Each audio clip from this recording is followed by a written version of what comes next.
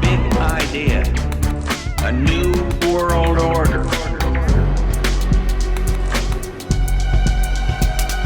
G'day and welcome to the Cunspiracy Podcast. My name's Josh Wade. On today's episode, I get to chat with my good friend Michelle Hunder.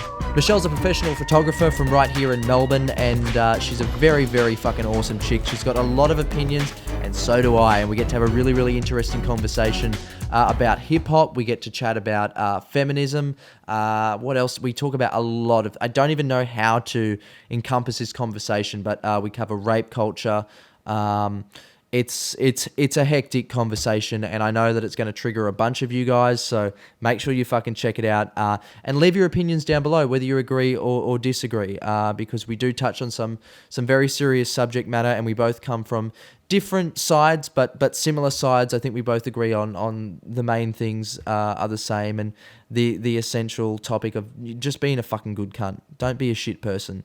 If you want to listen to the show on iTunes or Android, you can. The links will be down below. It'll be the audio version of that. Or if you want to help support us on Patreon, we do rely on you guys to help us with the show. YouTube's basically slashed all our fucking ads on most of the videos because the subject matter is too harsh, and I'm not fucking, on Disney Channel. So we rely on you guys for helping us out. So if you want to help us out, please do. Patreon link will be down below. We really appreciate it.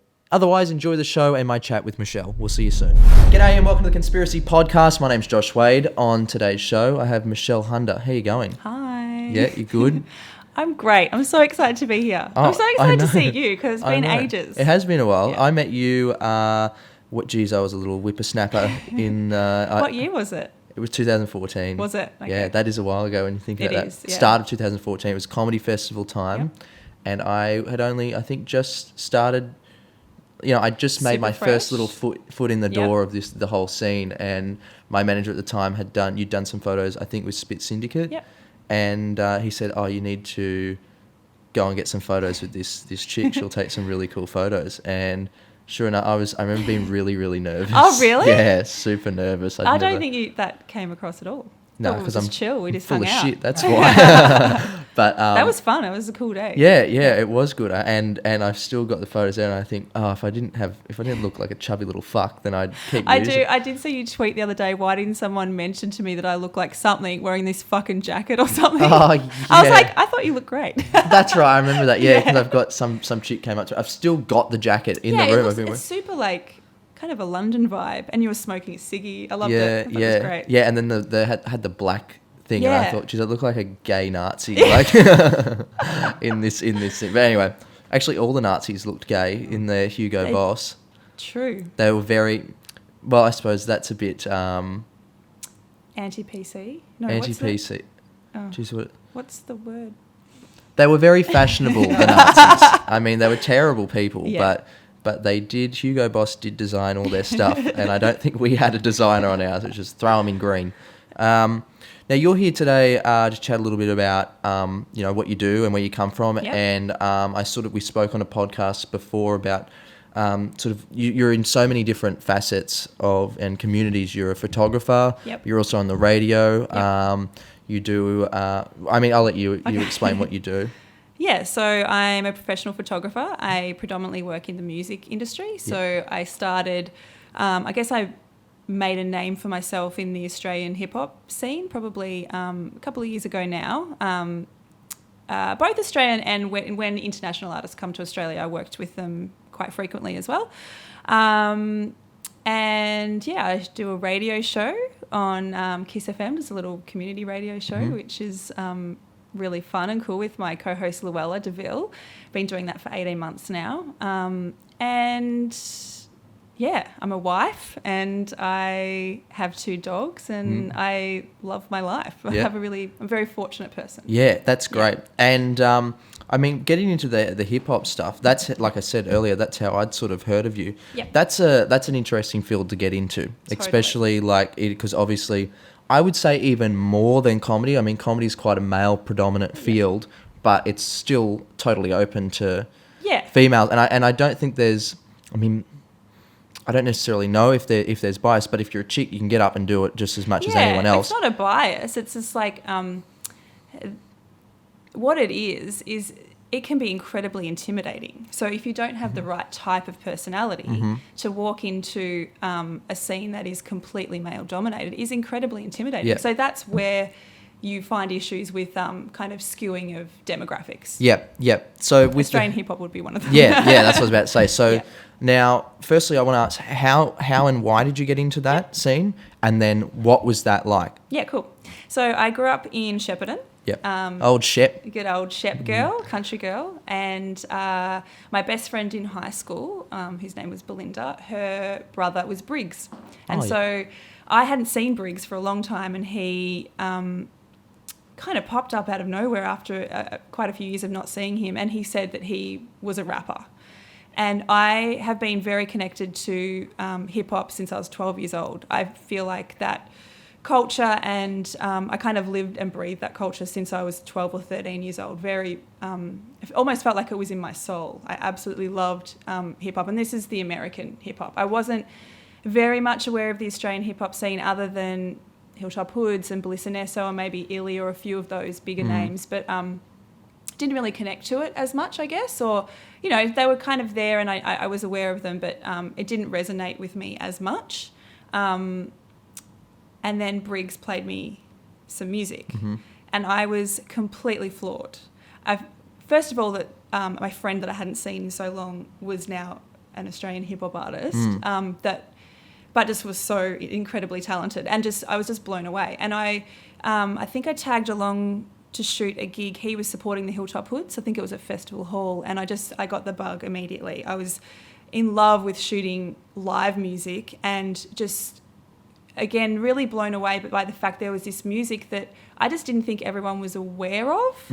So that's when I really became passionate about finding out what other artists there were in Australia that people didn't know about. And I literally fell in love with the genre. And that included all of the people that maybe it didn't resonate with me before, but all of those artists like the Hilltop Hoods and Illy. And I really, really like that music now. Yeah. So that's something that, like, it was fusing two things together of, like, your love of music and then going, absolutely. well, I can actually also use my talent and involve it in the scene as well. I saw a bit of a gap, I think. When I started shooting just with local artists, there was nobody really documenting the scene at that time. This was probably 2012. Yeah.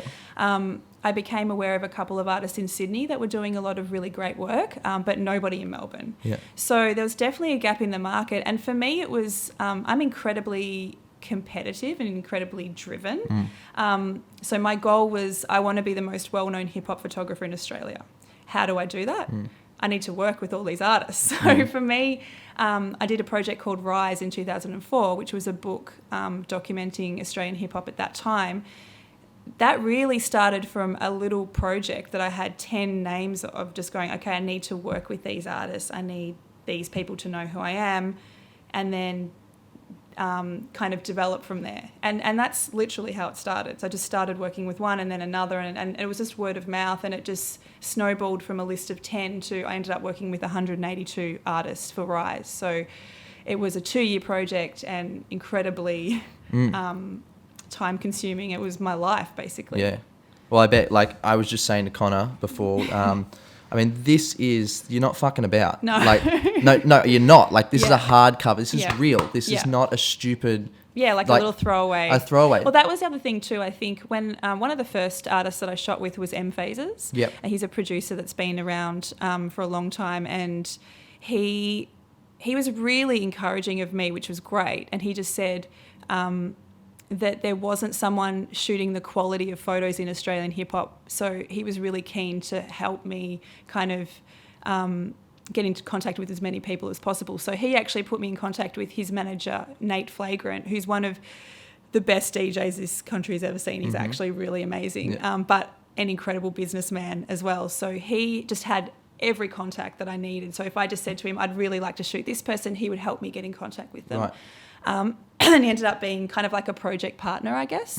He assisted me with the Possible campaign, which we raised funds to actually produce the books, because it's incredibly expensive to self-publish. That's what I'm saying. Like, that is ridiculous. Yeah, that's a $25,000 job, I guess. That I'm independent artist and I work with musicians and rappers. I don't have very much money. So, well, you know what that's all about. Starving artists. So, yeah, we got the community involved in actually supporting the production of the books, which was amazing. And they really, really did support it, which was phenomenal. Yeah, and you had some opening nights and stuff like that as well. We had a big fundraising gig which assisted with the Possible campaign, which was at the Corner Hotel, which was incredible. Like the lineup, you look at it now, it was quite amazing. I had Seth Century as the headliner, who at that time, he's a really good friend of mine now, but at that time I barely knew him, and he just threw his support behind the project and was just like, I think you're dope and your photos are great and I'd love to do it. I don't think he was quite aware how big that gig was going to be, because I remember him rocking up on the night going, I thought there was going to be like 200 people here, and it was like 800 people. Oh wow, it was huge. Yeah, it was That's huge. Massive. And so we had Briggs, Remy, Mantra and Grey Ghost, Enfer Jones was hosting it, Dielectrics, Ms. Risk, Sensible J were DJing, Nate Flagrant DJ'd, DJ Ism from Bliss and So ended up getting up and DJing. Like, it was such an action-packed night. Yeah. It was, quite phenomenal. It's something I'm actually really proud of, that we pulled that together. Yeah. And then we ended up touring the book, I guess, as a launch. I didn't want to do like a book signing because I thought that would be really lame. And I couldn't imagine sitting there, like, who's going to turn up to that anyway? No one knows who I am. I'm a photographer. Oh, but not just that. I just think in they're general, just really like lame. Who goes to them? But but so we did a gig in every state. Yeah. So we actually won a grant to do that, which was great. So that financially supported us to get the artists on the road, and kind of launched the book in every state, which was really cool. Yeah, that is really cool. So it's almost like I want to touch on, like, there's obviously some entrepreneurial DNA there, like to be able to go, because there's some people that I've met just in show business or a creative scene where they've got all the talent in the world, but they're a fucking horrific business person. Like they need some help with that. I think most of the really highly creative, all of the most incredible photographers that are super amazing are generally really bad at business. Yeah. And I think I fall into a slightly different category. I don't actually think I'm the most amazing photographer. I think I'm good. I think you're really good. Oh, thank you. I think I'm good at what I do. I definitely am not the most amazing or creative, but I think I'm really good at business. Yes. And that has come from having, I didn't pick up the camera until I was 31. So I had all these years of just being in 9-to-5 marketing roles and business roles that actually taught me business skills before I went out on my own as a business. Sure. So, I suppose for a lot of artists and creatives, it's sort of, they don't want to do anything else, so they never learn. Like, I only just started paying my tax recently because I just found it fascinating that, like, leaving high school and then starting this pretty much straight away, I was like, how did they not teach me in school? Like, my one obligation to society when I leave, it doesn't matter how much of a dropkick I am, is to pay tax. Unbelievable. Yeah, so the school system's fucked. I can definitely. We'll go into that, because that's a can of worms. Yeah. So and you said you've got another project that you're working on? On the back of Rise, so I worked for 2 years on this project, and I got to the end of it, and I'd worked with 182 people, and about 10 of them were female. And I had searched high and low to find incredible female talent to put in this book, and I just really, really struggled. So for my next project, I really kind of wanted to explore why, because it's not just in hip-hop. When I started to look at the statistics across the board in music, there is a huge gender gap between the amount of women that study music, which when they're studying, it's actually, the percentage is higher. I think it's around 60 or 70% of women who are studying, people that study music are women. Women, yep. But then when it actually comes to performing and creating music, so people that are actually signed up with APRA, it drops to about 20%. Wow. So I started looking at those statistics, and then, you hear the Triple J's Hottest 100, and you'd see those statistics, and it was always like really skewed. So I just wanted to explore why that was the case, and from an artistic point of view. So doing portraits with women, but also we sat down, I actually brought on a project partner named Claudia, who's an incredible filmmaker, to make a documentary as well. And just to sit down with these women across all genres, just to talk about their experiences. So we didn't go in with any agenda. It was just wanting to talk to them, sit down with them. What are your stories? What are your experiences? Have you experienced bias, or have you experienced discrimination? And, you know, overwhelmingly, the answer was yes. So there is an issue there, whether people want to admit that or not, but there is a huge issue. Yeah, I think it challenges a lot of people's cultural and their own... No one wants to think that shit happens in the world. Honestly, it's so much a little bit what we're talking before we started the podcast is the unconscious bias. Like nobody actually means to do it, and it's so if you're at a radio station and you're programming a radio station and you love listening to mostly dudes, you're going to program mostly dudes. Like that's just how it happens. It's not that you're like consciously, you know, trying to push women down. It's just an unconscious bias that happens. And so all the record labels are run by men, A&Rs, from the top down. Yes, there's a lot of women that are in record labels, but they're in often administration roles or PR or coordination roles, not the decision-making roles. So it's just about changing that, finding mentors for young women. It's the one thing we found throughout the project is women need to see that it's possible to actually try to achieve that. So if you're, you know, an 18-year-old girl and you can't see that there is a female A&R that's, you know, that role is possible to be, or there's 1 out of 50, you know, it's kind of stacked up against you. So unless you've got a type of personality, it can be incredibly challenging, which is what we were touching on Exactly. before. That's interesting that you say that, because there's some things that I want to touch on. The personality thing quickly. I'm of the opinion in today's society, at least right now, that we're in there's much more opportunity to do whatever you want in an entrepreneurial type thing. Absolutely. And we're in Australia. With the personality thing, I think it does require a little bit, probably more on the female side, a bit more get up and go, because you are stacked against some different odds. And I mean, they are, I guess, like you said before, it's not necessarily like men are trying to keep women down as a whole, as like a whole thing. That's definitely not the case. But I can understand, like, just, you know, the idea of, like you said, if there's hardly any female A&R people, if I was in that position, I'd look at it and go, well, it's just may as well I won't bother with that one. Yeah, and not to mention too, women innately have a lack of self-confidence when they're younger. It's just across the board. And it's not everybody. Obviously, there are people like myself. I don't think I've ever suffered from a lack of self-confidence. But they're the second-guessing, the not sure if you're good enough, the I'm not going to go for that position because I'm just not... Often, guys are completely different. They can be overconfident, think that their skills are above where they're at. This is just generally in what I've observed. Yeah. So they won't hesitate to go for those roles, and that's great. Like I think everyone should be. I'm the type of person that says yes to everything. Fake it till you make it. Like just go and do it. If you. So that's that can be a challenge for younger women that just I guess have a little bit of lack of self-confidence. It is an interesting time because now you've also got this sort of. I wouldn't say it's a breakdown, but the idea of as a male, what you have to be a male, to be a bloke, is changing, and you're finding men not going, well, you know, for me, like I have a character that I play that is the quintessential bloke, but I'm taking the piss out of that because I was just always the kid that did drama in high school or something. You know, I never fit that mold properly. So it's like this time where both sides of the pendulums are swinging and everything's changing. And, you know, you also have, like I was reading some of the statistics on male suicide and stuff that's going on there. It's a huge issue. It's scary. It's like, oh, fuck, I didn't know that was happening either.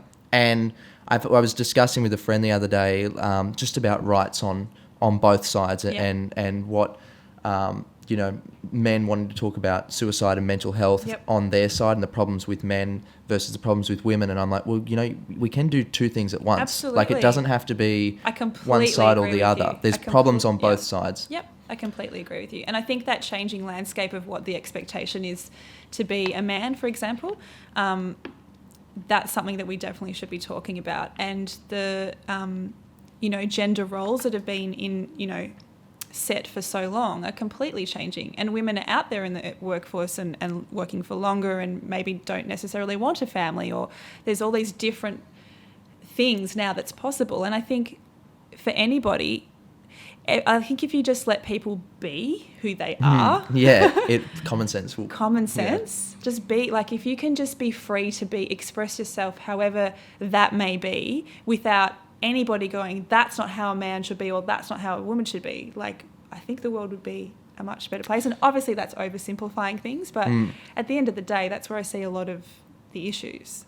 Yeah, or issues, they could be solved with a bit more leniency to just being who the hell you are. Yeah, absolutely. And also understanding and empathy. I think a lot of the issues that I see, especially with feminism, and I'm an extremely outspoken feminist, and it's because I've come from a background of working with men my entire life. I'm incredibly comfortable with working with dudes. I love working with men, but I can see that also has to do with my personality. And if you don't have a type of personality like I do, for example, I used to work in AFL for years. So I became quite self-reflective and kind of went, okay, well, why have I been able to succeed in certain male-dominated fields my whole life? And it's definitely because of personality and being able to maybe turn a blind eye to certain things, or, you know, there's certain sexist remarks or jokes that, you know, happened when I was 21 or 22 in the workplace that I would just laugh off.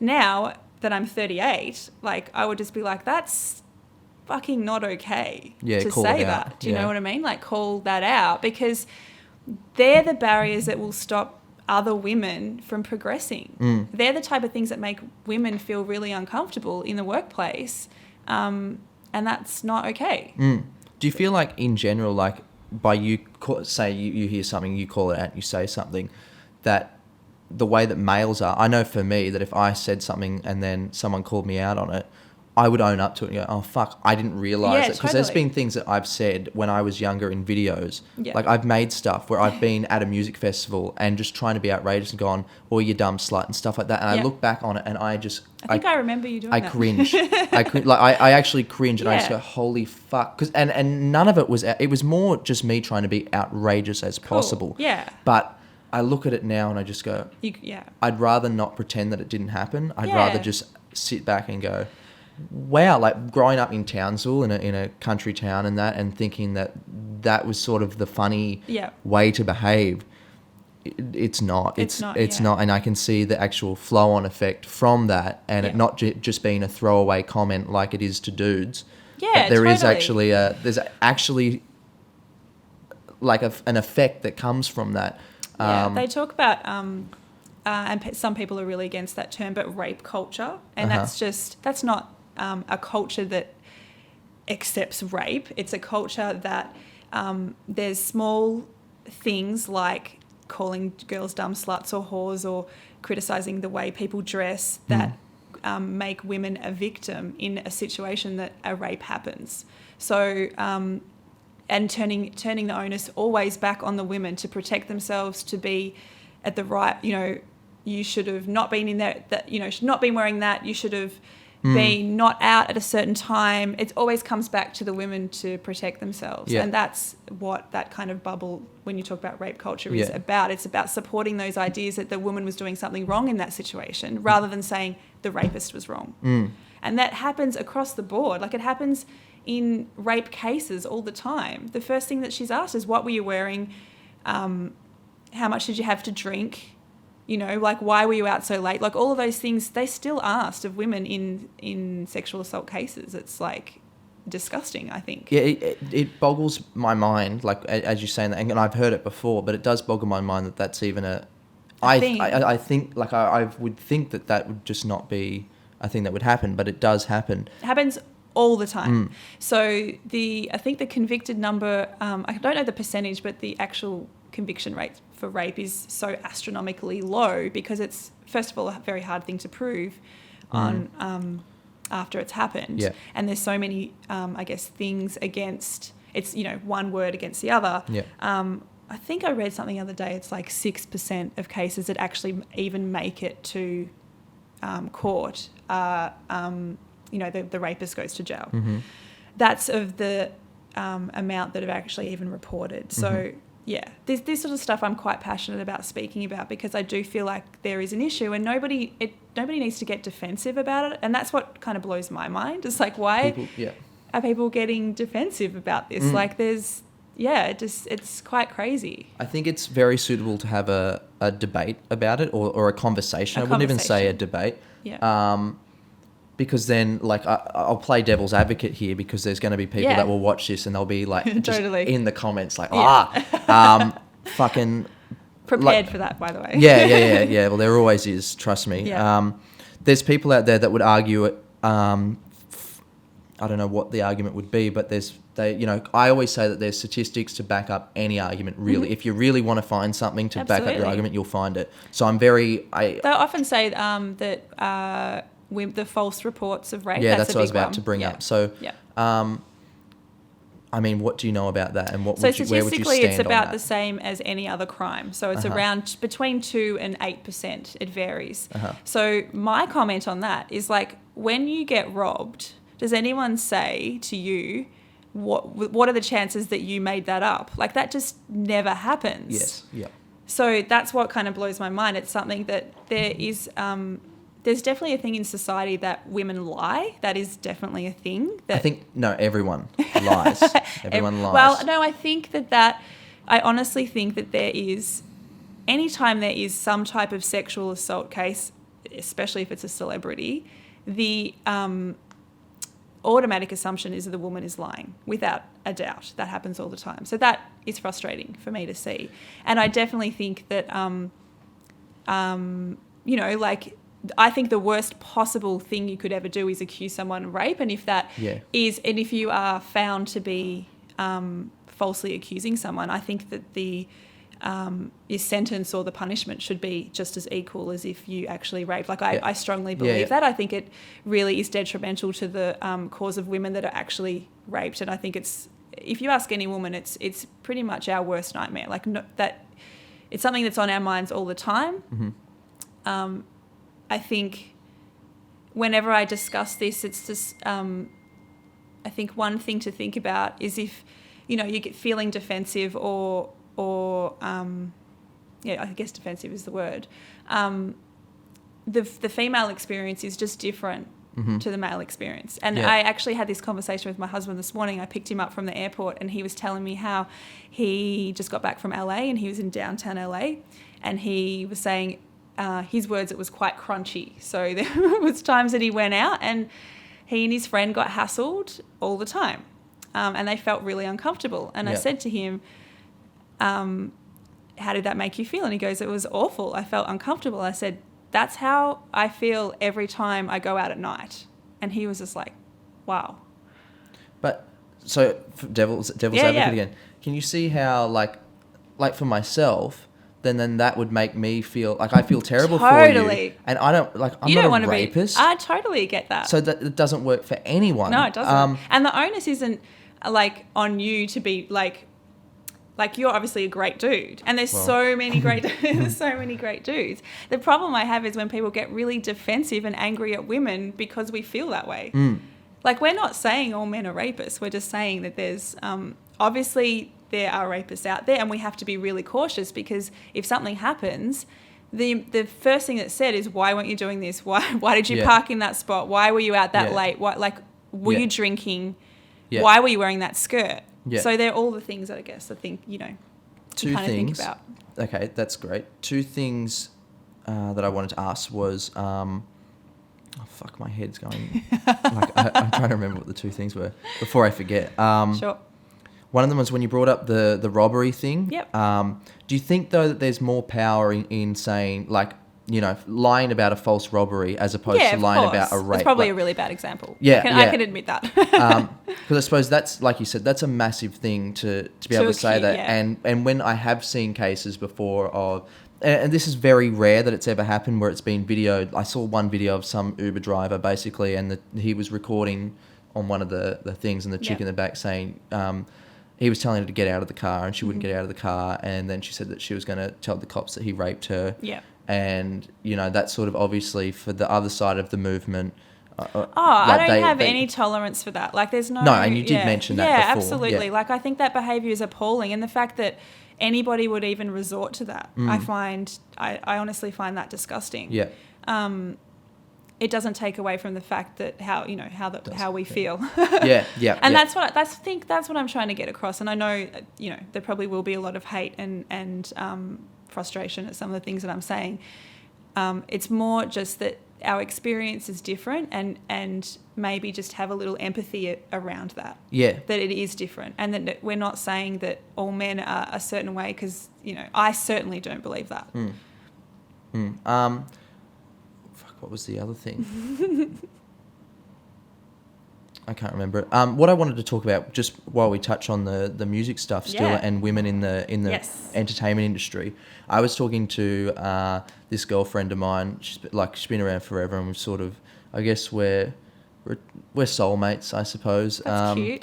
Yeah, but it's still like she's really into astrology and that, and she's we don't click, we don't. Astrologically aligned? Yeah, we're not, but she, we I don't know if anything will ever come of it, but it's still like we clash, but at the same time we're still. I don't believe in astrology, so okay. Well, I don't really understand it enough, but she's way into it.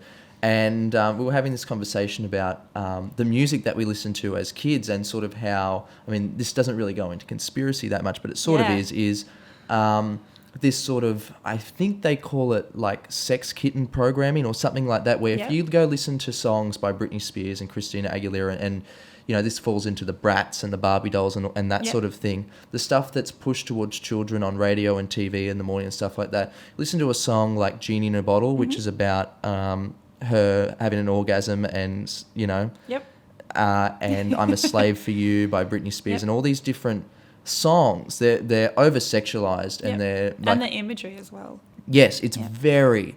I've listened back to it and I go, holy shit! This is what they were selling to us as kids. Yeah, and that's what women are conditioned that they have to be like, look like, talk like, and then so when women do that, then that's thrown in their face that they're sluts or whores. So there's this dichotomy that's like constantly like. I see it because I'm very passionate about hip hop. So, and people could see that as being a feminist, that's incredibly hypocritical, and something I struggle with all the time and talk about on my radio show, because a lot of the hip hop stuff is incredibly misogynistic.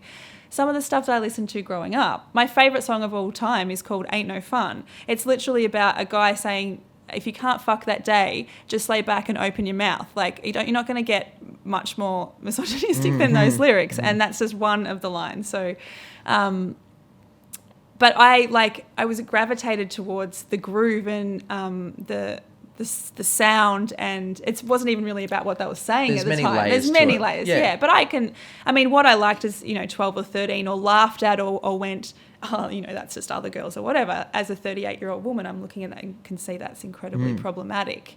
But my point being, in hip-hop, you see this all the time. Like, the guys have these girls in their video clips, and they're wanting this, they're wanting a certain girl, and you've got to be a bad bitch and all this stuff. And then women do that, and it's automatically they're sluts, or they're hoes, they're thoughts. They're like, how do you win? Yeah. Like, how do you actually win as being a woman? Like tempted down this dark alley and then chewed up and spat out. Yeah. So I think it must be incredibly tricky as a young female now to go like, where do I sit? Because there's that I guess that's continual kind of Madonna whore complex. Like, you're either this type of woman, that you're a mother and a carer, and you're this, or you're a whore. And there's women are like so multifaceted, and men, humans are. We're incredibly complex, and there's so many different aspects to us, and we can be like this one day, and then this you can be all of those things at once, and that's okay.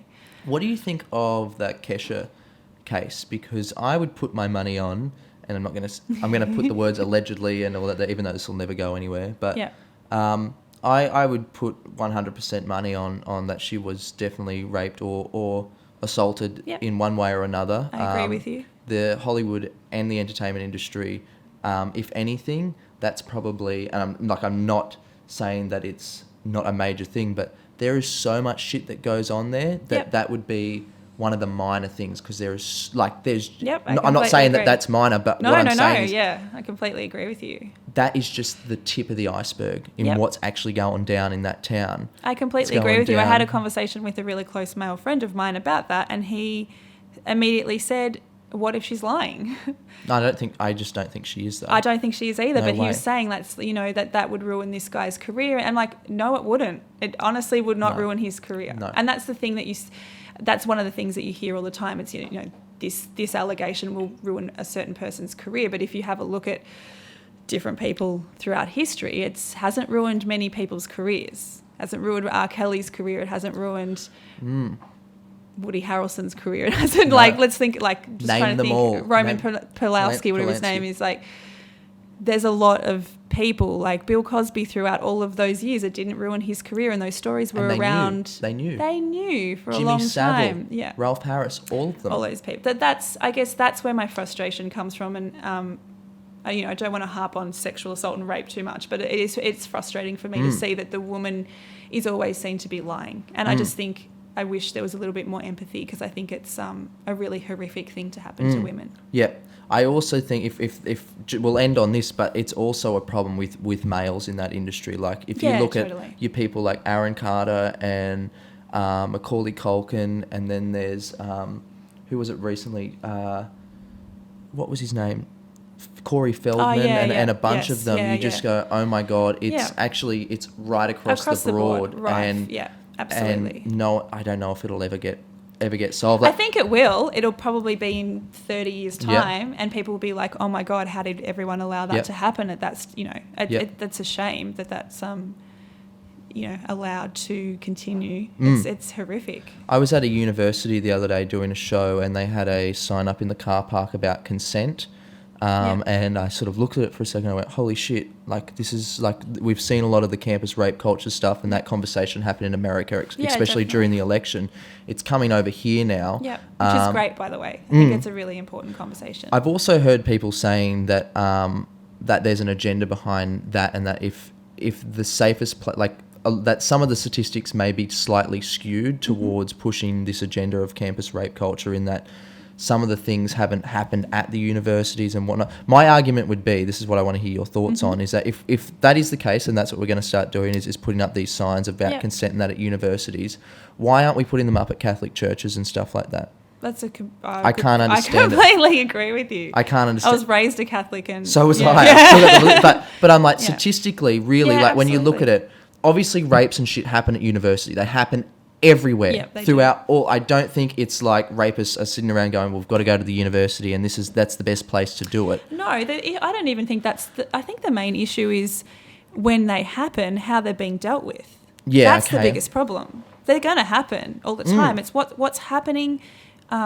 specifically with the college campus stuff, is they're being, because they don't want sexual assaults to come up as a mark against their university, they're just and I know this for a fact, because I know someone that worked in that system, that it was brought to their attention and she was basically shut out the door. So that stuff definitely happens. So it's more just, again, dealing with this stuff with empathy. Like, what if that was your sister or your daughter and that happened? Like, how would you feel if that was just shoved under the rug and just went, catch you later, and she drops out of university because she's depressed and can't, because the rapist is still allowed on campus, and she can't focus, as you would not be able to if that happened to you. Okay. Well, I suppose we've spent a little bit of time on that subject. It was a good one though. I think we wanted to, because we had, and I know that you've seen that podcast, Nick. Yeah, you're a big fan. Big fan of Nick. So let me just say something on Nick. I think Nick speaks to the truth that he knows from his personal experience, being the person that he is and coming from the background that he does, and how I'd like to challenge him, because I think he's actually an incredibly smart person, very intelligent, came across as intelligent and very logical. Again, is this, your worldview isn't actually the truth for everybody else. So even though you might see something a certain way, just because that's your experience, the experience of others can be vastly different. Do you think that's the same for everyone though? I mean, obviously more groups have a higher experience. I feel like, this is, I'm really passionate about racism, for example. I'm very connected to the Indigenous culture, and it's the exact same thing. If your experience, if you haven't seen that there is an issue with how police, for example, deal with white people versus deal with minorities, then you're not going to see that it's an issue. And yes, you're going to say, oh, well, if you just cooperate with the police, then nothing will happen. But if you've been in a minority group and your experience is completely different, that is very frustrating to hear. So, and that's not just here, that's, obviously in the States. And it's just widening your worldview and maybe talking to some different people just about their life experiences and just going, your life experience is really different and why is that? And I want to hear that, not just that's bullshit. And if you do a certain thing, that won't happen to you, because that's just not the case. What I'm trying to learn in myself is to open up that worldview and sort of go, instead of everyone's got their own sort of beliefs that they skew to and that, and I think that's almost put in us is think this way and defend that at all costs. Whereas I think that's sort of detrimental to what you just said then, which was appreciating and someone else's worldview and going, well, you've experienced it this way, and I can understand why you think those thoughts. That's really what I'm saying at the end of the day. And I think what you were saying before about how you look at older videos and you kind of cringe, that's really great personal growth. And one thing I find really frustrating is with this call-out culture that we do have, which, yes, it can be positive, there's a really negative side to that too, because sometimes people call out things like, oh, Josh Wade made this video in 2010 and he said this girl is a slut. But Josh Wade in 2017 is a completely different person, and we need to allow personal growth from those people. Like, yes, you said that thing a long time ago. I've seen probably on Twitter or Facebook where people will double down and go, oh yeah, he's still that person that he was, and that's just not true. Like my views have completely changed over past 20 so years or whatever of my adult life. So and I think everybody should be allowed to grow and have their views challenged and changed. Especially like as an 18-year-old, you do stupid shit, and it's in a time where everybody does. But, I'll face up to it. And I remember sitting down with someone one day and talking about this and going, fuck, I can't believe I've done this. And I know that this is going to cause me some shit one day, and I'm going to have to face up to it. At least you can own up to it, though. I will. Put me next to Waleed, and I'll say exactly what I said to you. I remember seeing 360 talk about the fact that he doesn't use the word faggot anymore, which I don't. I wouldn't. I just never used really that word did. then. That's a No, even, but even saying it is. It's a different.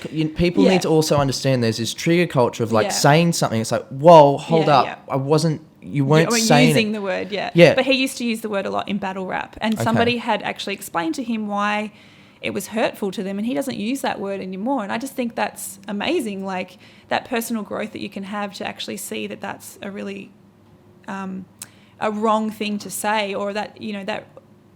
It's hurtful to someone. And also, like, if you can take that on board and go, cool, well, I know that that's hurtful and I'm still going to use it, well, that's on you. You have that, you have that freedom of speech to do that. I think you're an asshole if you continue to do that once someone's pointed that out to you, but you still have that right, I guess. Yeah.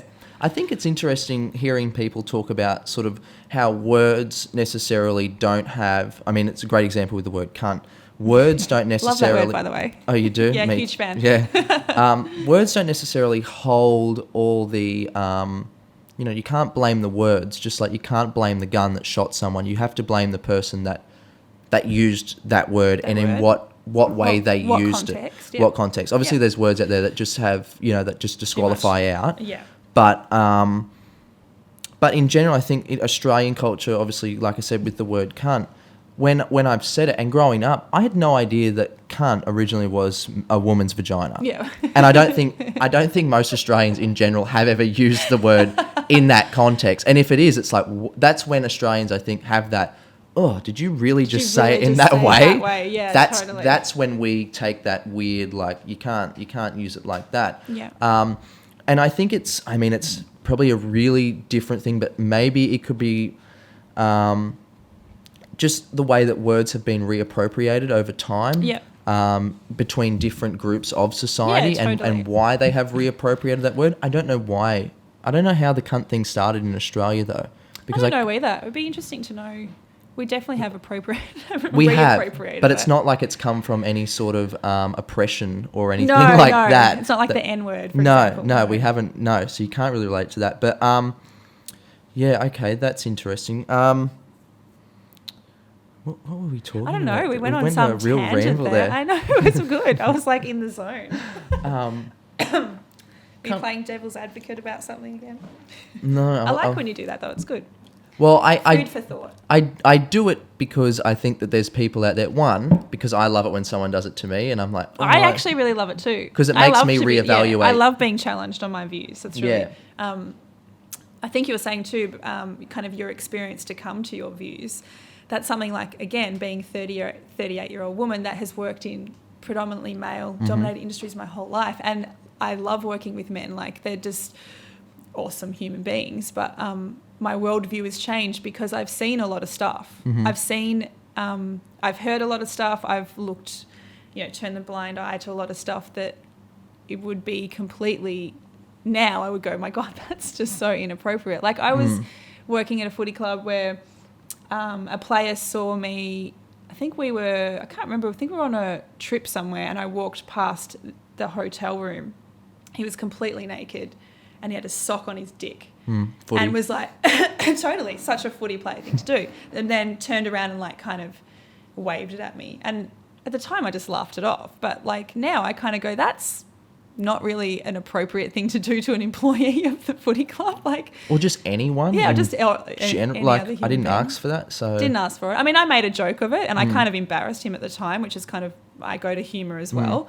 But again, I just go back to a different type of younger female in that situation. That's incredibly intimidating, and it could cause someone to quit. So that's the sort of stuff that I have seen certain things, and I can see that there are challenges for women, and I'm just really passionate about really propping up women and mentoring young females and helping with that visibility of women across the board, whether it's in music or whether it's other female photographers, helping them, really shine in that arena so that there's more of us. And then there'll be another generation of even more young females, and then you'll start to get a balance, and then it'll be cool. Yeah. And then we'll all be happy. Yeah, well, hopefully. I don't know, though. I think the world's, like, there's some things are getting better, but it just seems overall everything's going to shit. And I watch the news and I get really... Don't watch the goddamn news. Don't do it. Look at my husband, I'm like, oh my God. I look at my, like, Twitter moments thing and just look at that every morning. And I would put money on... some of the stuff they put on there, I'm like, you want me to have a bad day. Yeah. There's never anything good on there. And if it is, it's some stupid for a celebrity rage, thing. Isn't it? I think I go there definitely for my little rants. You do. I know. One of my friends mentioned to me recently, he was like, I went on a rant about something. It was the Daily Mail. Had used, there was a UK grime group that they had stolen the photo, plastered on the front of something, and said that it was the Apex gang. Yeah, the Sudanese Apex. I fucking lost my shit. A, because I'm very connected to the hip hop community, and B, because you're completely like stereotyping like a black culture and saying that's a gang. And this is like, these are artists in the UK. Like, I was so offended by that. I thought that was just so wrong. Yeah. And I told them, and one of my friends was like, yeah, you might want to just like tone it down a little bit. No, I think so, but I think I said to him, I was like, I'm very on brand for Twitter. Like, yeah. This is my brand, but yeah. I think it is, like, for me, I think from what I would take from that, obviously that's an issue, but another issue in a total different column is, where the fuck's the research in that? Who the fuck? Like, was it on purpose, or was it a genuine mistake? And this is where I want to get into the Chris Lilly stuff. Twice. Oh, they've done okay. Well, that's just they careless. did it in October. Got pulled up by Media Watch, and then they did it again in like March. Okay. Well, sorry, you were talking about Chris Lilly. Yeah. So that's obviously a thing that's happened, and that was crazy. Now, tricky. Firstly, my opinion on that is, or not necessarily my opinion on that, but I think what happened that day was like a genuine, like, now this is, I'm not talking about the video. I don't agree with anything that was said in the video or the song or anything. I was a massive Chris Lilly fan.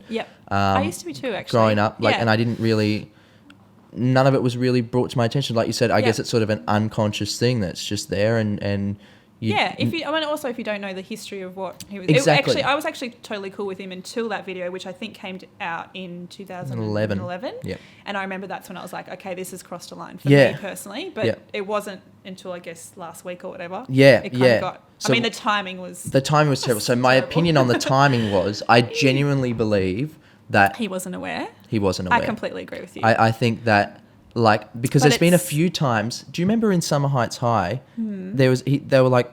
They'd already finished filming, it was already on TV, and then third episode in, a girl named Annabelle died of an ecstasy overdose. And they had to start putting the... Actually, now that you say that, I totally do remember So that. I think he's like some weird psychic for a comic, or something. His timing is like bad. It's so tricky. I think it's not okay. I don't think Blackface is okay. Not at all. That whole song was really bad. Well, what I found fascinating about the whole... I remember when the show came out, and before that, I don't think he'd really... he'd done Ricky Wong, which was... That was an odd one, because Ricky Wong was in the Chinese theatre, but the storyline... do you remember? I don't remember. Okay, he had a character named Ricky Wong, which was he was a physicist from Melbourne or something like that. Yeah. And he was voted for Australian of the Year, and he was Okay. He was in It's the coming back to me now. Chinese theatre, and the Chinese theatre were doing a play on Aboriginal culture. Yeah. And he did this performance at the Logies where Kathy Freeman was in it, and it was sort of this like bizarre thing where he was coming back to me. Yeah, it was a white dude pretending to be an Asian dude pretending to be an Aboriginal. In this play, and it was. I don't necessarily think that Chris is a racist. I think it's probably, again, this is before the S.Mouse thing. Yep. I think it was more just an unconscious thing of him mimicking as many things as possible. Funny. Yeah, Exactly. And most of us did, and I don't think anyone questioned it. Yep. I remember when the Angry Boys thing came out and I was like, I couldn't believe that HBO, the American company, I thought that was a total no-go zone. Yep. Why did they fund that character? Because I don't think it was one of Chris's best characters at all. That's where I come to it. For me, it's actually not that funny. Yeah, it actually isn't like he's done some funny stuff in the past, but I definitely think once it started going to some of that, I didn't find it. I think the Tongan Jonah was edgy, and it was towing the line a little bit. I agree with that. Yes. Even that, I was kind of like, I didn't hear. Often I go to the community to hear if there's any. I didn't hear a lot of. I think now looking back, I probably wasn't looking hard enough, because I think there were people that were quite offended by that. I think New Zealand had banned that. But that was only just recently that they had done that. So and again, I haven't really watched it recently, but I just remember that when I saw the S-Mouse thing that came out in 2011, I was like, okay, that's definitely crossed a line for me. I think. You're mocking hip hop, so for me, that's blasphemy to start with. Yeah. I just always have an issue when people mock hip hop. It's it kind of makes me roll my eyes a little bit. You know when Fox FM do I think R&B Fridays now all the time, and all the staff they all dress up and they're all wearing their chains and there's all. I just cringe. I'm like. There's such a beauty to with the culture that it just annoys me when it's mocked, I guess. If you don't get it or you haven't lived it your whole life, then it's I don't even think they're intentionally mocking it. It's just been appropriated in such a weird commercial way. Yeah. But when they're wearing the change and they're all, doing that and the hats, and I'm just like, I just cringe. I'm like, guys. I think they think it's cool. That's the thing. I think they think it's funny. Yeah. Very interesting. Can I ask, because this is what I couldn't wrap my head around, because once this all came out, I went and watched back the show, because I was like, oh no, I've loved Chris Lee, and I've always there was never a time where I had to defend him, but I was of the opinion of he plays everyone, so everyone's on. Yeah. But that changed, that sort of changed, and I went, maybe there is an issue here. I think I was of that opinion originally too. Yeah. Maybe there's something different here, but. Going back, there's he performs with a lot of African American actors in it, where I go, geez, this is were these actors? Did anyone ever have a problem on set? I'd love to find out. Yep. Because surely someone there was like, this is an Australian dude in blackface over here with a bunch of African-American actors. Like, did anyone ever question it that there? at that time. Or did they genuinely believe that this guy was good-willed in what he... Even though I can't understand how you can put the two together. But where was it just the money? Was it like, oh, it's another job, so whatever, like, don't question it, just do it? I don't like to make assumptions because I'm not but aware. I don't know. I don't That's know. what I can't understand. Is it like, is. You think it's quite unusual that nobody across the board said, "Hey, this is like not okay." You would have thought. But then maybe too, I think that whole blackface thing has really, I guess, got a lot of prominence probably after 2011. I think of all of the cases that were quite big. There were the kids in Ballarat, there were the girls, the basketballers, I think. There was a few cases maybe in the last 2 or 3 years that were really created quite a media storm that the conversation has been a little bit more prominent. So maybe it just wasn't, it just wasn't front of mind. Whereas now I think, it's definitely people are aware. There's the people that really want to fight for the right to do that, which, I don't understand that either. Like, why do you want to paint your face black and mock people? Like, that's really fucked. I can't, even when those Ballarat cases and that came out, it was never even a question in my mind growing up that was even a thing that people did. The frustrating part for me for the Ballarat one, and I was quite connected to that because I know a girl from Ballarat that knew those people. Yeah. And it was quite a traumatic time for her because they were her high school friends. The thing that those kids doubled down. So once they were called out and said, this is wrong and this is why it's wrong, they really doubled down to say, no, it's not, and this is a joke. And, they were saying it wasn't a joke. They were saying that they were... you weren't being racist by... No, they were... What's the word when you... not commemorate. God, they were... something. Celebrating, I guess. Yeah. Okay, yeah. Celebrating Aboriginal culture.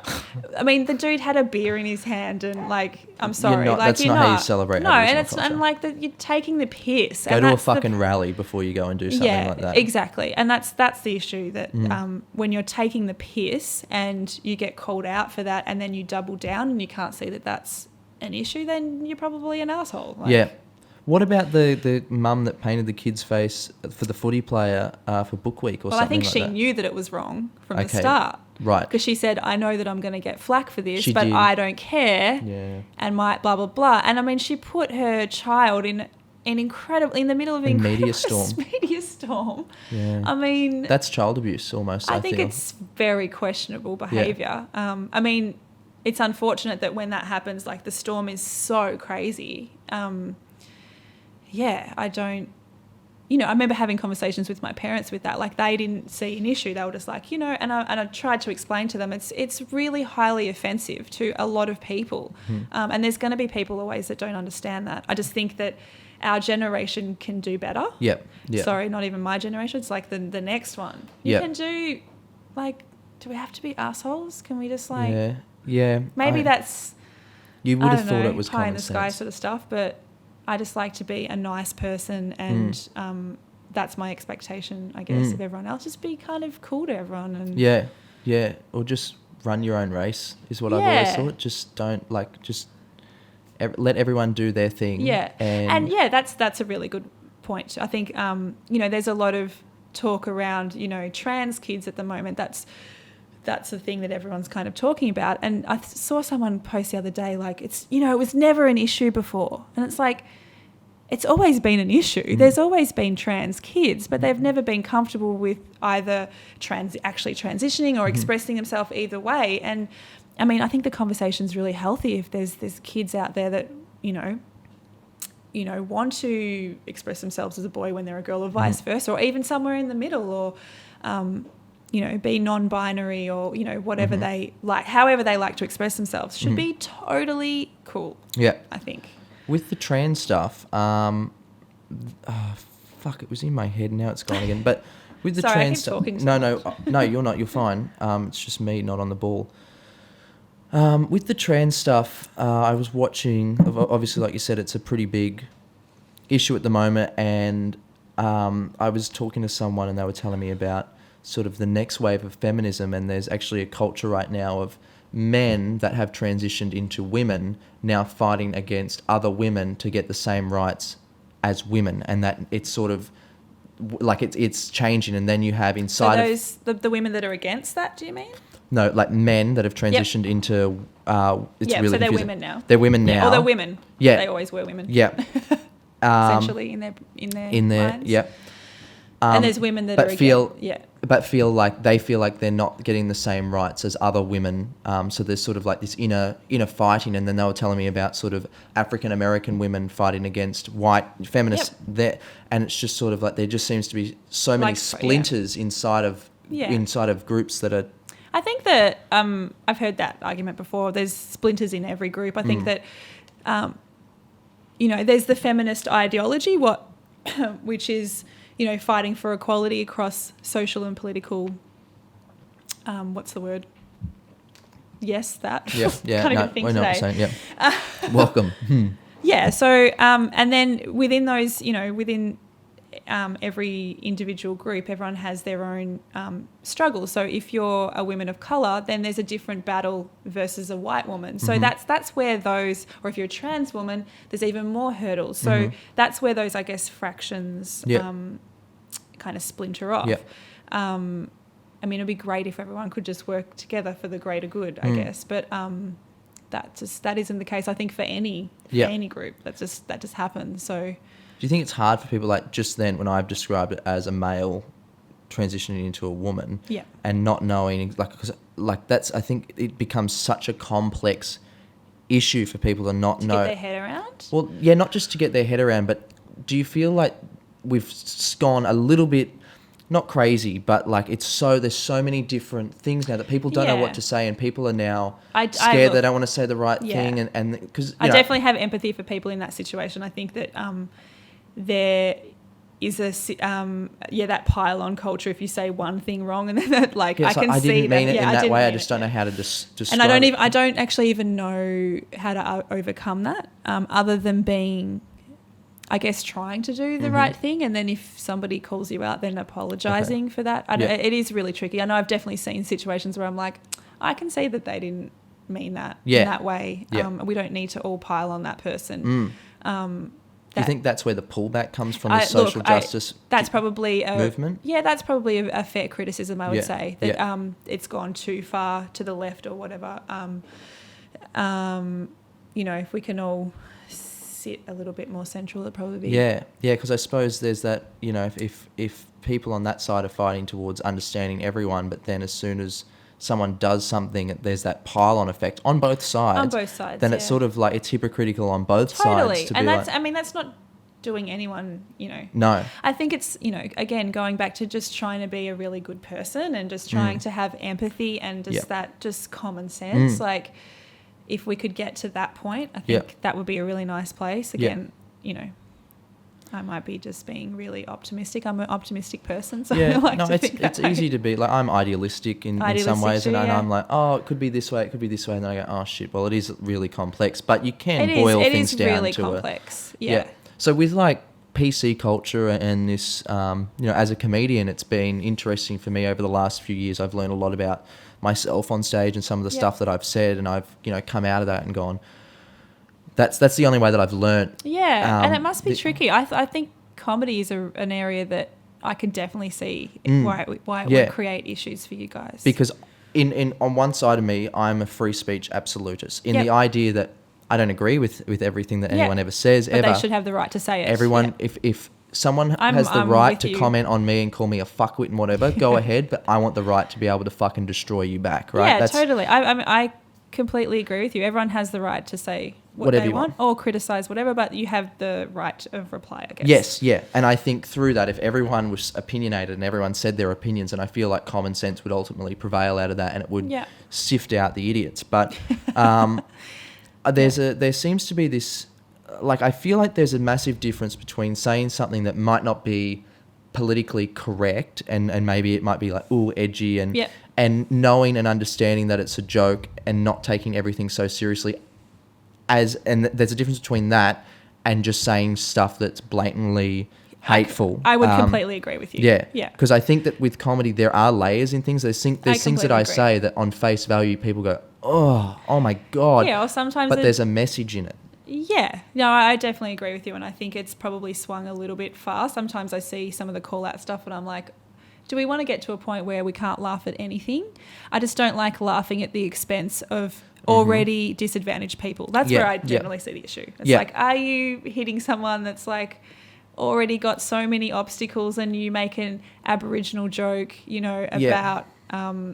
whatever. Yeah. Something really, really highly offensive. Yeah. Drinking or drugs or something like that. I don't think that's appropriate. I think that's incredibly harmful stereotypes. Yeah. That's where I think, you know, we could do better. We do see a lot. We had an experience not long ago where something was said on stage and we sort of were like for me, I was like, oh, fuck. Like, how do I deal with this? Because it wasn't me that said it, it was someone else. But I was like, what?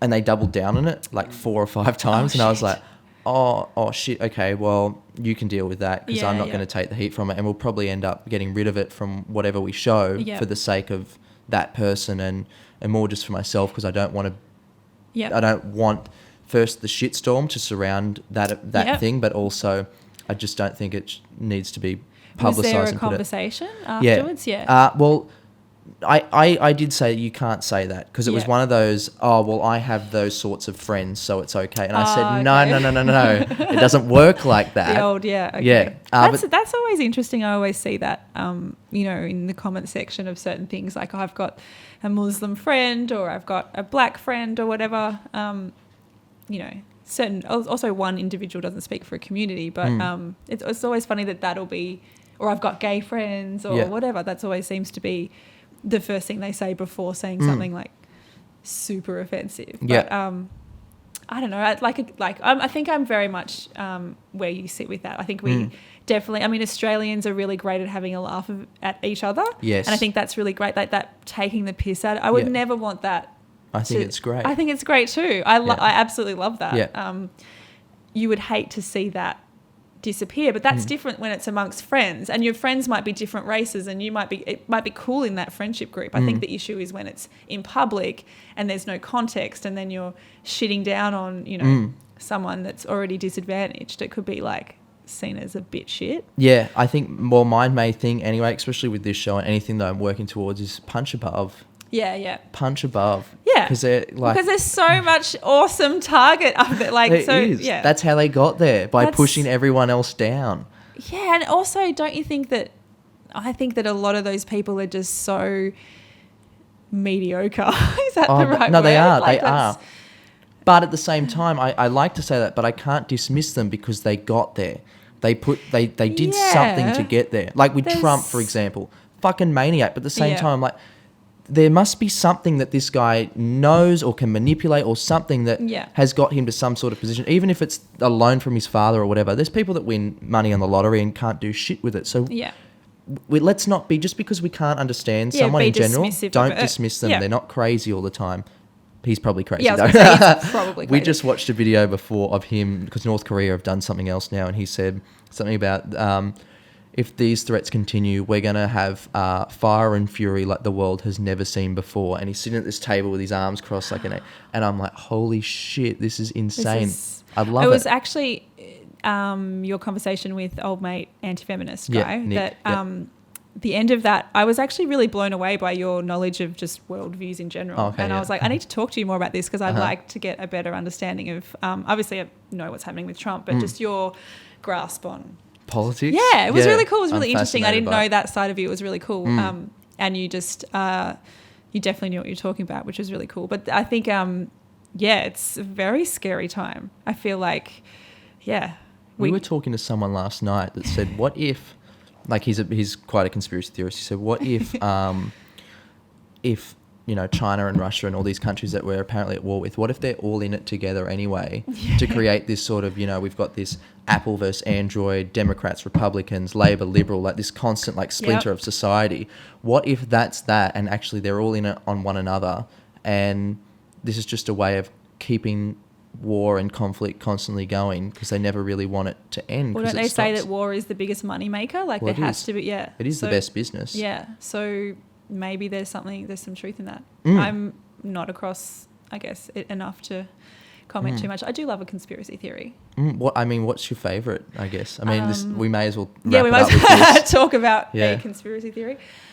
Oh, what is my favourite? Or maybe not favourite. What's one that fascinates you? You don't have to subscribe to the idea, but one that sort of I've goes, gone "Oh." through cycles of like the alien thing where I was like so on board with it, and now I'm kind of off that. Yeah, I think everyone's very interested in 9/11. It's a very interesting one. I've heard you guys talk about that before. Yeah. What are your favourite ones?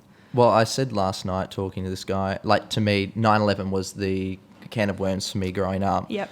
And it just seems like I don't actually have like an exact theory that I subscribe to, but I just think that it's a bit fishy. It's irrefutable, not just a bit fishy. Yeah. I think it's that. Is it the third tower? What's the third? The one. World Trade Center 7, which they say was on fire. I mean, it was the head of the CIA. That's in the New one that I York go out of everything. I'm like, come on, guys. Well, there's that one. They never really talk about it, but there's the Pentagon one. The Pentagon one. Yeah, which I think is- something else came out that. I think, or maybe someone just rehashed a video that I think one of my friends had posted. Yeah, a bit of fishiness there. It's interesting to the people that will just. I guess because conspiracy theorists can go so wild that you kind of go, you don't want that whole tinfoil hat thing, but there's definitely, because I think, who was it I was listening to on Joe Rogan where they were just like, I can't remember who, he's like, every conspiracy, people call me a conspiracy theorist, but every one that I've ever subscribed to has turned out to be true. And I thought that was a really interesting comment because it's like, is it a conspiracy? If, 20 years later you go, actually, that was 100% true. Like, well, that happens a lot. And the word conspiracy anyway, conspiracy theorist, is a psyop, which is what they use as basically it's a way to dismiss someone. Yeah, I've said it before on this. I kind of wish I didn't name it this show, but it's too late now. But it's a way to dismiss someone because a lot of these things have been proven to be correct. Yeah. I guess then it gets thrown in with all of the other stuff. So that's the point. You've got your Bigfoot and you've got your that's the point. They reckon alien abductions and people are getting probed and whatever. Yeah, they think that if you've got someone that can go, the Earth is flat, and then say 9/11, that flat earthers, they're pretty great. That it just automatically disqualifies totally. any argument that you have, and it's sort of it's sufficient. Works. It does work. Yeah. Yeah. I mean, the craziest one, we spoke about it last night, and I don't know about it, but there's a community out there that believe that there wasn't even planes that flew into the towers on 9/11, and that it was either just missiles or it was bombs that went off, and it was CGI by the television stations. That's interesting. I've heard that before, I think, actually. I think listening to Joe Rogan, one of my favourite guys that I listen to is, what's his name? I've forgotten his name now. He's the alternative history. Oh my God. I don't know who you're talking about. I don't know the name. I can't believe I've forgotten his name because I've listened to like all of, there's Randall Carson and then there's this guy who he's been on heaps and he's really into DMT and ayahuasca and all that stuff, which is how I originally got onto these podcasts. But he believes in a completely alternative history, that there was a civilization that got completely wiped out by whether it's an asteroid or and I find that stuff really fascinating. Me too. That stuff is like, that blows my mind. I can listen to that for hours because it's like actually coming from, often a science-based or quite a logical place, which I find that really, really fascinating. When I listen to that stuff, because have you ever seen The Big Les Show? No. Oh, okay, it's this cartoon. It's really popular online. They make it on Paint, and they paint every single frame on that program and animate it. But the guy that makes that, Jared, he's all around those theories. And to me, they make more logical sense than anything else I've ever been. Yeah, they had, I can't believe I can't remember his name, and it'd probably be in the comment section going, that stupid bitch can't remember that. No. But someone will go, it's this person. Yeah. So there was this guy and Randall Carson up against the debunkers or no, they're not called debunkers. They're, I can't think of any of my words today. I don't know why.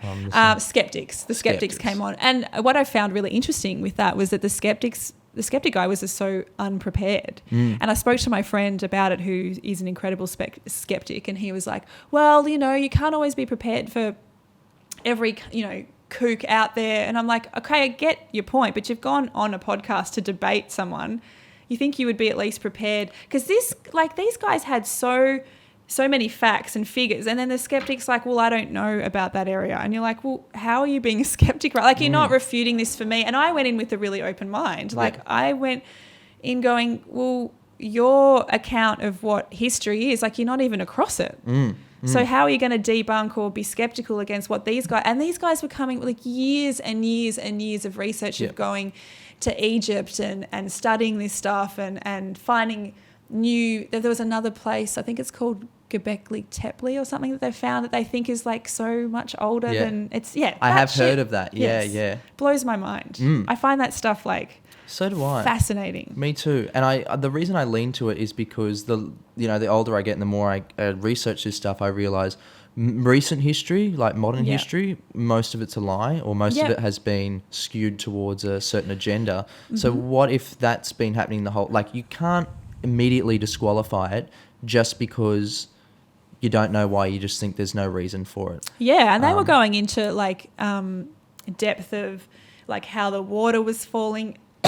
And so, anyway, it was like a very scientific kind of analysis I had felt. And I just wish the skeptic was more prepared, so then there could have been a really great argument. But I was kind of like, dudes, you're not making yourself look good in this situation. Normally like, they just throw out the pseudoscience, that line. This is just pseudoscience. Like, well, in this situation, I think these guys have been studying it for a long time and were really, really well prepared. I mean, there's also a conspiracy where I think it's Terence McKenna. He's the guy that did the psychedelics. Yep. And he's just so fascinating. But I think he's the guy that came up with the theory that there was a huge spike in brain capacity or the ability of the brain at a certain point, and he was thinking that those, whether it was monkeys or apes back then, consumed psychedelics, and that, their brain power went crazy from there, which I mean, that to me is just fascinating. And that, they've been around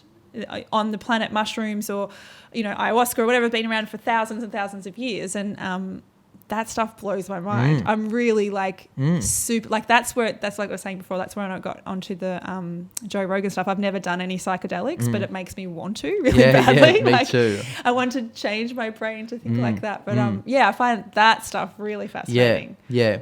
I will end it on the sorry, back to the 9/11. Like so many hours. No, I'm exactly the same. I'm just thinking I need to because we only get like an hour or so on these cameras. How long have we gone for though? An hour and 20 minutes. Fuck yeah, this is a good one. Yeah, all right, good. You're in the long ones. You're in the group of, it's like a little alumni of long. Good conversations. Charlie Sheen, out of all people, he's actually in a movie called 9/11 with Whoopi Goldberg that's coming out soon. Look up the trailer because it's fucking horrific. Oh my God, it sounds amazing. It's like a scary movie cast. Really, I love movies that are so bad that they're amazing. What's that one with that? Sharknado is my favorite. Like that. Sharknado, but there's that other one with that dude. Like, he was just this random guy that got all this money and The Room. Yeah, have you seen that? I don't think I've seen The Room. Check it out. Is it great? Yeah. I love that shit. Yeah. What's the other one? The one about the strippers back in the day that was like really bad. The chick from Saved by the Bell. Yeah. Elizabeth Shue, was it? Is that her name? I know it was Elizabeth something. That was, it was so bad that it was just phenomenal. Yeah, like, this is great. But Sharknado is that for me. That's just, I mean, that's obviously probably they're meaning to be a bit more shit than some of the other movies, but yeah, the fascinating thing about Charlie Sheen being in that movie is that earlier on, he was out with 9/11, I don't know, what do they call them, 9/11 truthers and that, in protests and that, standing out on the street protesting, and Hollywood sort of went nuts on it because it was early 2000s, so it was sort of like, it wasn't okay to question any of that. Yeah, right. And he said something that, the only thing that he said that was profound, because he's got some dodgy shit in his past. He does. He does. But he said to me, it sounds like more of a conspiracy theory that a bunch of terrorists from caves in Afghanistan hijacked a bunch of aircraft in the most highly militarized country and airspace in the world and pulled off all of these attacks. We found their passports in the rubble of the tower after it all. Like, that sounds like, and they did it with a bunch of box cutters. Yeah. That sounds like more of a conspiracy to me than that's what probably actually happened. I went, fuck Charlie. You Fuck nailed you, it. mate. You nailed it, mate. You nailed it, Charles. That's hilarious. Yeah. All right. Well, Michelle, thanks for coming on the show. We'll put all your social media stuff down the bottom. She loves a good Twitter. You're always on Twitter. Love a good Twitter. That's your main one. Instagram as well. Yep. Obviously, being a photographer, Instagram. Yep. And is this book available online still? Yes. Yep. Buy my book, you dogs. No. You have to now. It's available at Rise MGH. So MGH being Michelle G Hunder. risemgh.com. You still can get a few copies of that. So, yeah. Sure. And what's coming up? We just got a grant to continue. So the Women in Music project that I was talking before was called Her Sound, Her Story. Yep. So we profiled 50 women in music. We just won a Creative Victoria grant to shoot with another however many I want, really, and do billboards across Melbourne over the next couple of months. So that's sick. That's really exciting. I've started shooting that, shooting some amazing artists for that. So, I'm really passionate about just showing these beautiful, incredible female faces throughout the city, and, it's my little way of contributing, I guess. Well, mate, you're doing some really good things, and, I really appreciate that you're happy to share, open. and share an opinion, because We'll some people we'll watch the comments and see how much of a Well, shit can I get. Well, this is what I want to say to anyone. Like I said before, state your opinion. It's always good, but common sense will prevail. And the other thing that I really try and get across to people is that it's okay to disagree. Totally. You don't have to lose your shit and have a bowel attack. Yeah. It's okay to disagree. But it's also okay to open your mind and then sometimes go, oh, well, maybe that is okay. Maybe there's a point there. Exactly. I think also too, it's really great that you're doing a podcast like this, because I think that it's guys like you that change minds. It's not girls like me. So. Well, I don't think so, but I don't. I think it probably helps that I've said some shitty things in the past. And that you can reflect on that. I hope other people reflect on some of the shit that they've done as well, and we can all grow from that, because that's what human experience is. It's a growth one. Michelle, thanks for coming on the show, and we'll see you next time. You're a good cunt.